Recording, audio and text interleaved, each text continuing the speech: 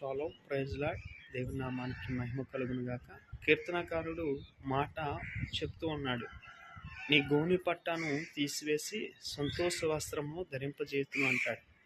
దుఃఖంలో ఉన్నప్పుడు ఇశ్రాయేలు ప్రజలు, యూదా ప్రజలు కానీ వారు పాపంలో పడినప్పుడు గోనిపట్ట ధరించుకొని దేవుని సన్నిధిలో దుఃఖించేవారు.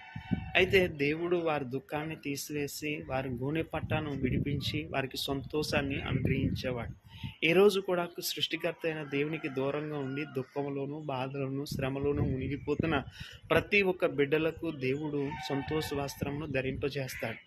కాబట్టి ఆ సంతోష వస్త్రమును ధరింపజేసే దేవుడు నీ కొరకు శ్రమను, బాధను, కష్టాన్ని అనుభవించే మరణించి ఆ సిలువలో నీ కొరకు నీకు సంతోష వస్త్రాన్ని ధరింపజేయడానికి ఆయన ఈ లోకానికి వచ్చాడు.